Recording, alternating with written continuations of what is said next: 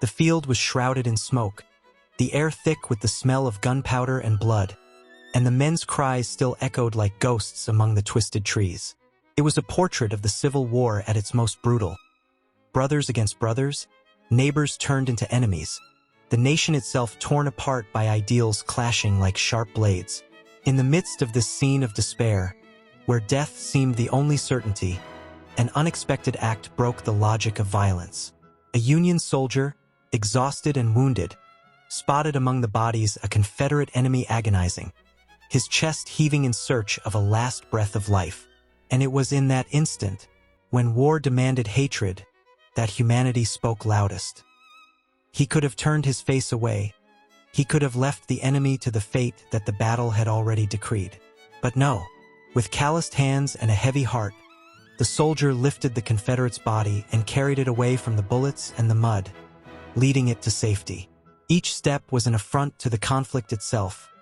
Each gesture of care was a silent cry against the logic of destruction. There, at that moment, there were no flags, no uniform colors, no North or South. There were only two men, one who suffered and another who chose not to ignore that suffering.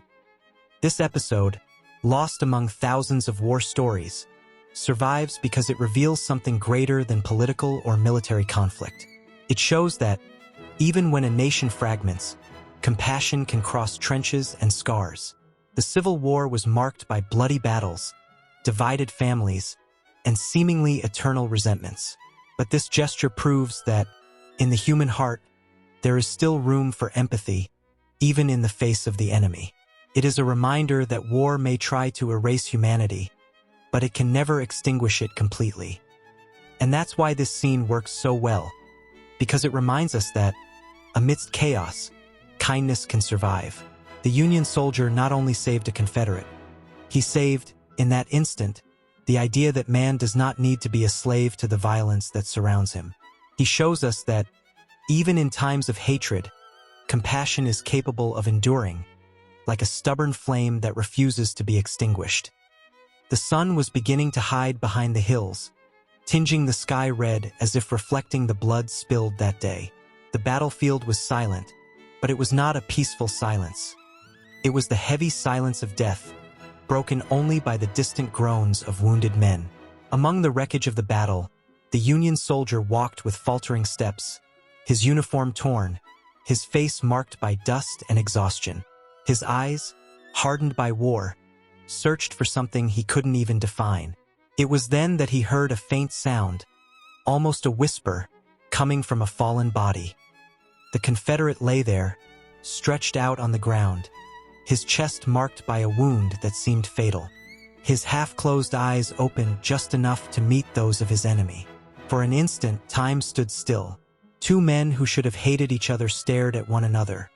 And in that gaze there was more humanity than in all the battle that had separated them. The Union soldier hesitated. The logic of war dictated that this man was just another defeated enemy, but his heart said otherwise. With a deep sigh, he knelt beside the Confederate. "Hold on," he murmured, unsure if the other could hear. The weight of the wounded body on his shoulders seemed to multiply with each step, but he didn't stop. He carried the enemy as if he were carrying a brother, crossing the devastated field, ignoring the pain in his own wounds. Each movement was a struggle against the instinct for survival, but also an affirmation that compassion could exist even amidst chaos. Finding makeshift shelter, the soldier carefully laid the Confederate down, as one might deposit a fragile treasure. He tore part of his own uniform to staunch the bleeding, offered him water from his canteen, and there, under the shade of a tree, two men who should have been enemies shared a moment of humanity. The Confederate, in a weak voice, managed to say, "Why?" And the soldier replied simply, "Because you are still a man." This scene, so simple and yet so grand, is a portrait of what survives war: compassion. No matter how many flags wave, how many speeches inflame hearts, or how many battles are fought, in the end, what remains is the memory that humanity can choose not to be completely lost in darkness. The Union soldier not only saved an enemy, he saved the idea that, even in times of hatred, goodness can endure.